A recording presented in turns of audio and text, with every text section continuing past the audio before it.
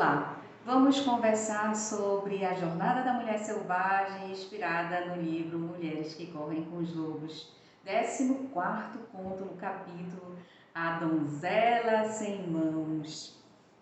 Se uma história é uma semente, então nós somos o seu solo.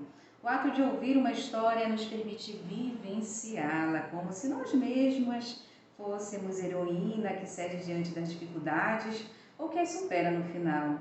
Se ouvimos uma história de um lobo, depois disso saímos a perambular e a ter conhecimento de um lobo por algum tempo. Se ouvimos uma história de uma pomba que afinal encontra seus filhotes, então por algum tempo depois algo fica se movendo por baixo do nosso próprio embrumado.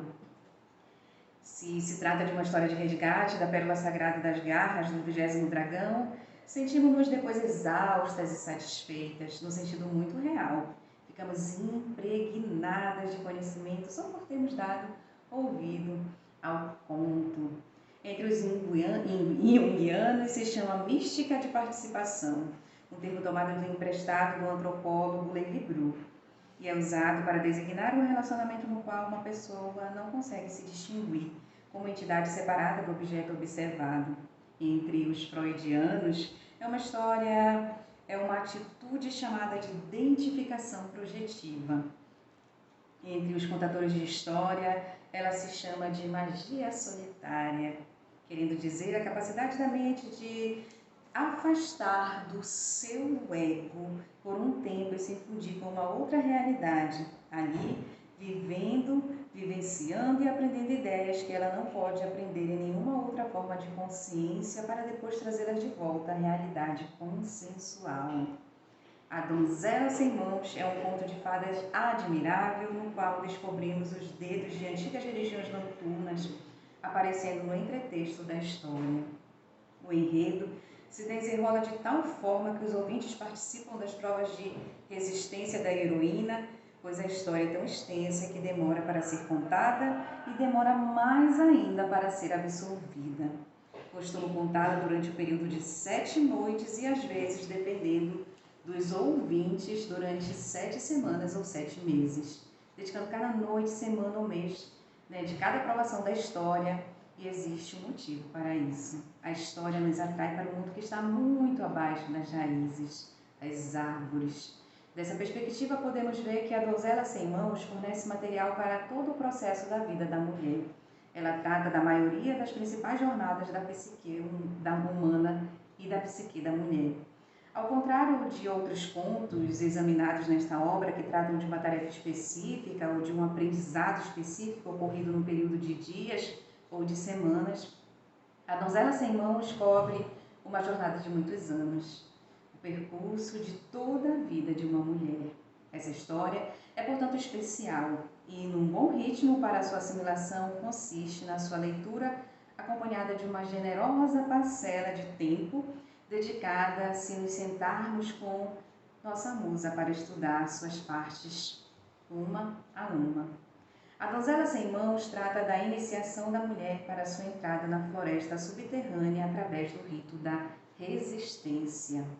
O termo resistir dá a impressão de significar continuar sem interrupção, e embora essa seja uma parte eventual das tarefas subjacentes ao conto, esse termo também significa endurecer, tornar firme, robusto, fortalecer.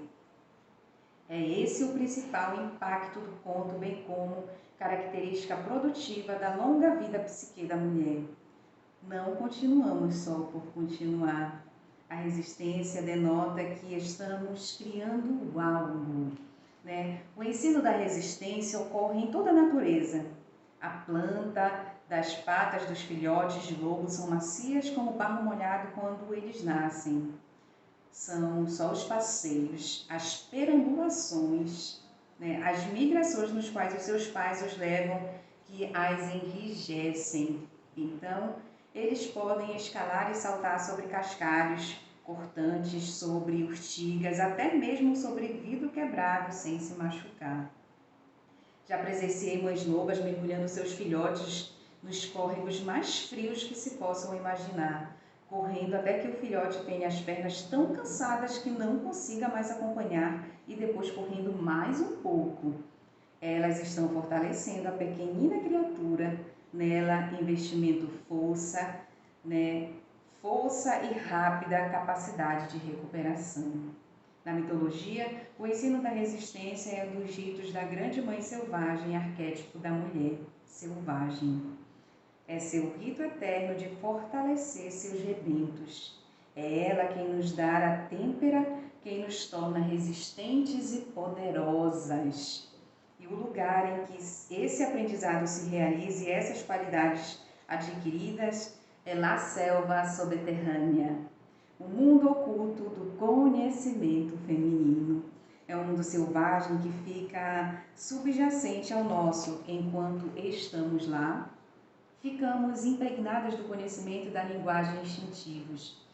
A partir desse ponto privilegiado, compreendemos o que não conseguimos compreender com tanta facilidade a partir da perspectiva do mundo objetivo. A donzela, no conto, realiza algumas descidas. Quando ela completa o estágio de descida e de transformação, ela mergulha ainda mais um pouco.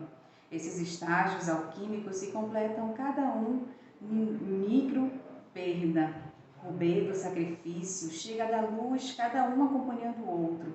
Também o rei e a mãe do rei têm cada um seu próprio estágio. Todas essas descidas, perdas, descobertas, fortalecimentos ilustram a iniciação perpétua da mulher na renovação do aspecto selvagem.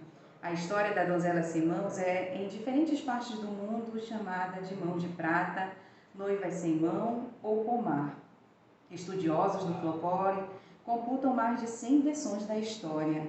Na sua essência, a seguinte versão é encontrada em toda a Europa Central e Oriental. No entanto, que a verdade seja dita, a profunda experiência feminina subjacente ao conto se encontra em qualquer lugar onde haja o anseio pela mãe selvagem. Minha mãe, Magdela, tinha um hábito matreiro para contar histórias. Ela apanhava seus ouvintes de surpresa, começando um conto de fadas. Com isso aconteceu há alguns 10 anos, e depois passava a relatar um conto da era medieval perfeita, com cavaleiros, fôssemos e tudo mais. Ou então ela dizia, era uma vez, bem na semana passada, e contava uma história do tempo em que os seres humanos ainda não usavam roupa. Portanto, segue-se a história A Donzela Sem Mãos no próximo vídeo.